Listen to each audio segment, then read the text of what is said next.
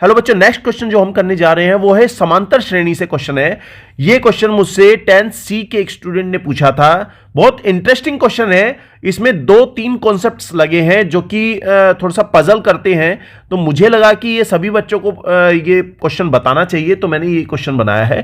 देखो क्वेश्चन क्या है कि एक समांतर हमें एक समकोण त्रिभुज की भुजाएं समांतर श्रेणी में है। एक समकोण त्रिभुज है, राइट एंगल ट्राइंगल है, उसकी जितनी भी भुजाएं हैं, तीन भुजाएं हैं, वो समांतर श्रेणी में है। यदि इसका क्षेत्रफल 24 वर्ग इकाई है तो इसकी भुजा की लंबाई ज्ञात कीजिए, या ये कह सकता है इसकी सबसे छोटी भुजा ज्ञात कीजिए या सबसे बड़ी भुजा ज्ञात कीजिए।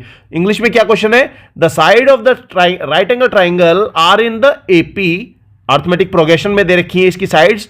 If the triangle has area 24 square unit, then what is the length of its shortest side? इसकी सबसे छोटी साइड की लंबाई कितनी होगी, यह पूछा गया है।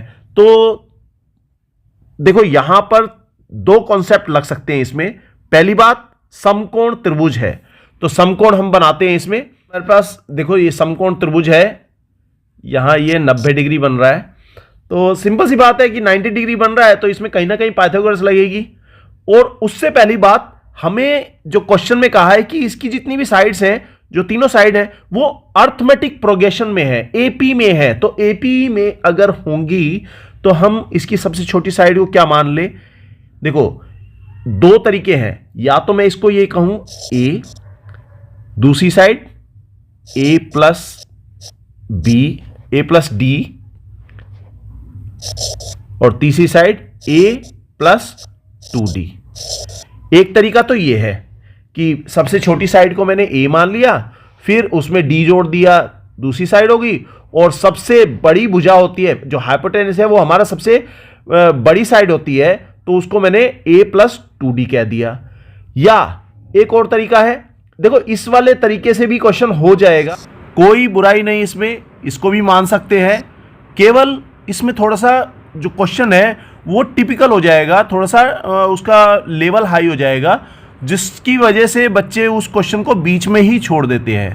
तो इसको भी मैं सॉल्व करा रहा हूं, इसको अगले नेक्स्ट वीडियो में मैं कराता हूं, जिसका लिंक मैं डिस्क्रिप्शन में डाल दूंगा। ओके, लेकिन जब भी तुम्हें क्वेश्चन इस तरह से दिया हो तो तुम क्या करोगे, इसको ए ना मानकर तुम ये कहोगे कि सबसे छोटी साइड क्या है, ए माइनस डी, और इससे बड़ी साइड ए होगी, और तीसरी साइड ए प्लस डी। तुम अगर देखोगे तो तीनों साइड देखो ए माइनस डी, फिर इसमें जोड़ दिया ए, डी को जोड़ दिया तो ये ए आ जाएगा, और फिर इसमें जोड़ दिया डी को तो ए प्लस डी। इन दोनों का डिफरेंस कितना है, डी। इन दोनों का डिफरेंस कितना है, डी। तो दोनों में ये तीनों हमारे पास जो नंबर्स आएंगे वो एपी में आएंगे। ओके, तो अब ये तीनों साइड हमारे पास एपी में है, इनको हमने जनरल फॉर्म में इसको बता दिया है। अब क्वेश्चन के अकॉर्डिंग उसने कहा है कि इसका जो एरिया है वो 24 है। एरिया ऑफ ट्राइंगल हम पहले बता देते हैं लेट, या हिंदी में बता रहा हूं क्योंकि बच्चे ने मेरे से हिंदी में पूछा था क्वेश्चन। माना त्रिभुज की भुजाएं, ये क्या बता रखी है हमें, पहले हमने बताई a माइनस डी, दूसरी a, और तीसरी a प्लस डी, ये है। फिर उसने कहा कि ये समकोण त्रिभुज है। अगर ये राइट एंगल ट्राइंगल है तो हम ये कह सकते हैं कि इसमें मैं पाइथागोरस लगा सकता हूं कहीं ना कहीं, यस लगा सकते हैं। तो इसको नाम दे देते हैं पी क्यू आर। तो पाइथागोरस प्रमेय से,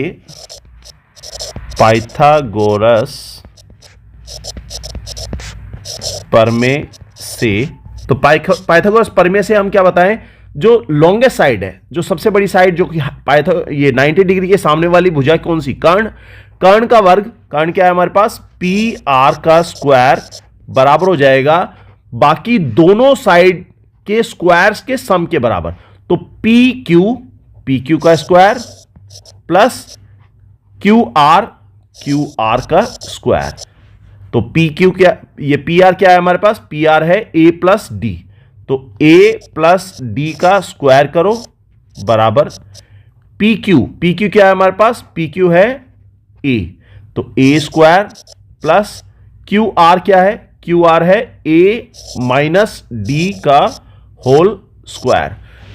जब हम इसको आगे करेंगे तो यहां फॉर्मूला लगा दो, ए प्लस बी का होल स्क्वायर क्या होता है, A square plus B square plus 2ab बराबर, इधर क्या है A square plus A minus D का होल स्क्वायर क्या हो जाएगा, A square plus B square minus 2ab। Okay, तो यहां पर देखो ये ए स्क्वायर इधर प्लस का, ए स्क्वायर दूसरी साइड ये प्लस का cancel out, D square plus का, डी स्क्वायर प्लस का, दोनों साइड में प्लस के हैं तो ये कैंसल आउट। इधर क्या बचा 2ad बराबर ए स्क्वायर माइनस 2ad। इसको आगे करेंगे तो ये वैल्यू इक्वल के दूसरी साइड जाएगी तो ये हो जाएगा 4ad, इधर प्लस हो जाएगा तो दिस इज इक्वल टू, मैं इसको अलग से लिख देता हूं, तो 2ad पहले से है इधर, ये वैल्यू यहां से लेफ्ट साइड में आएगी तो प्लस 2ad कहेंगे, this is equal to a square. तो this is equal to a square, हमारे पास क्या आएगा 4ad आ गया। और जब इसको दोनों को हमने ए से डिवाइड कर दिया तो ए से डिवाइड करेंगे तो हमारे पास बचेगा 4d इज इक्वल टू ए। देखो ए स्क्वायर से ये ए स्क्वायर कैंसिल हो जाएगा तो 4d इज इक्वल टू ए, ये वैल्यू आ गई। ये ए और डी में रिलेशन पता चल गया हमें। अब क्योंकि इसका जो एरिया है वो 24 बता रखा है, ये देखो triangle has the area 24 square unit, तो अगर इसका एरिया 24 स्क्वायर यूनिट है और यहां पर हम देखें कि ये 90 डिग्री दे रखा है, तो मैं अगर इसको आधार बता देता हूं और इसको क्या हाइट बता देता हूं, तो त्रिभुज का एरिया क्या होता है 1/2 गुणा में आधार गुणा में लंब। तो बता दो त्रिभुज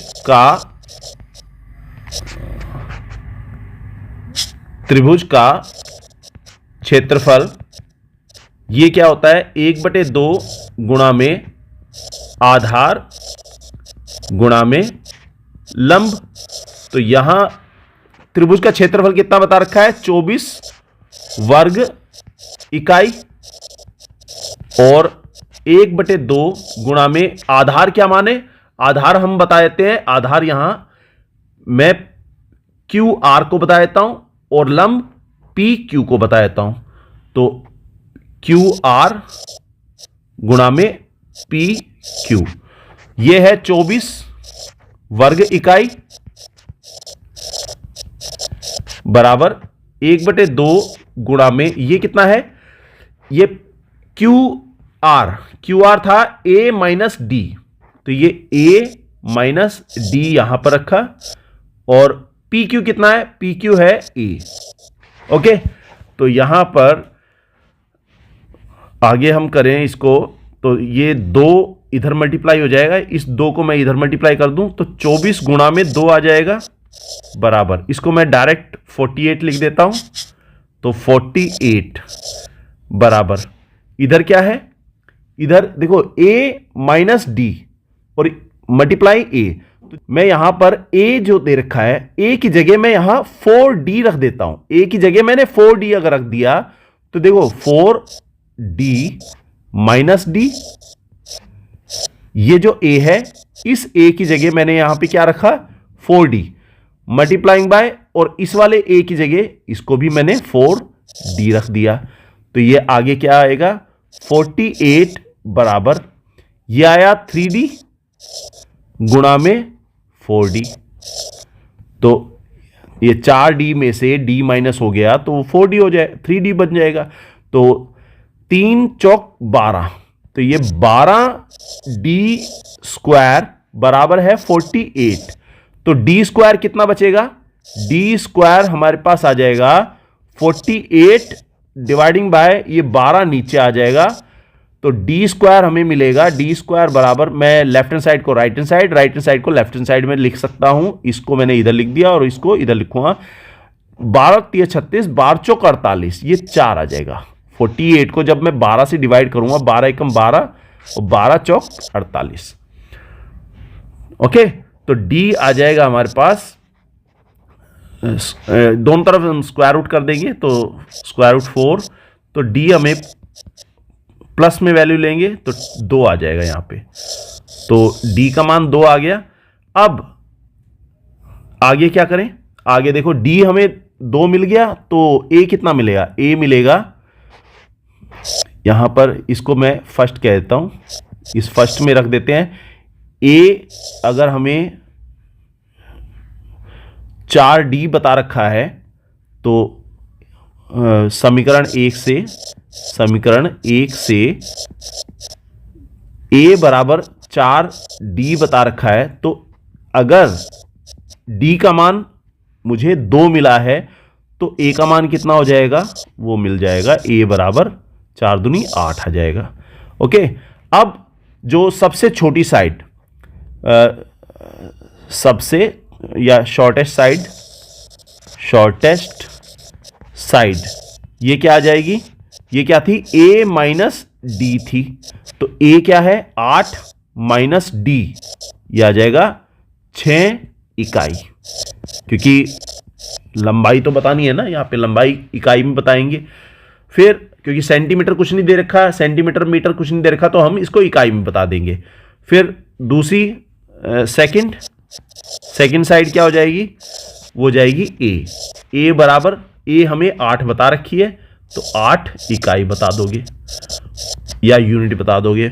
और सबसे बड़ी भुजा या लॉन्गेस्ट साइड, या फिर कह देंगे इसको हाइपोटेनस या कर्ण पूछेगा, वो कहेगा ये इसका कर्ण का मान ज्ञात करो, इसको हम कर्ण भी बता सकते हैं या हाइपोटेन्यूस भी बता सकते हैं। तो ये कितना हो जाएगा, ये है a प्लस डी, सबसे बड़ी साइड ये आ जाएगी। तो a का मान कितना है, a है 8 और d का मान कितना है 2, तो ये आ जाएगा 8 और 2 10। तो तीनों साइड हमारे पास, एक 6 है, ये इकाई में बताएंगे इकाई, तो तीनों साइड 6 इकाई, दूसरी 8 इकाई और तीसरी 10 इकाई। अगर तुम इन तीनों को बताओगे तो ये तुम देखोगे कि इसमें 2 जोड़ेंगे, इसमें 2 प्लस कर दिया, इसमें 2 प्लस कर दिया, तो ये तीनों साइड क्या है, ये एपी में है। ओके, तो ये अरिथमेटिक प्रोग्रेशन में है और ये हमारा क्वेश्चन कंप्लीट। इंपॉर्टेंट क्वेश्चन है, इसलिए मैंने सोचा कि ये सभी बच्चों को बता दिया जाए। Thanks for watching, good bye.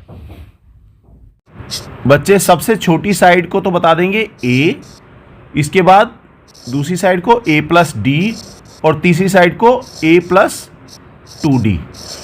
कोई बुराई नहीं इसमें, इसको भी मान सकते हैं, केवल इसमें थोड़ा सा जो क्वेश्चन है वो टिपिकल हो जाएगा, थोड़ा सा उसका लेवल हाई हो जाएगा, जिसकी वजह से बच्चे उस क्वेश्चन को बीच में ही छोड़ देते हैं। तो इसको भी मैं सॉल्व करा रहा हूँ, इसको अगले नेक्स्ट वीडियो में मैं कराता हूँ, जिसका लिंक मैं डिस्क्रिप्शन में डाल दूंगा। ओके।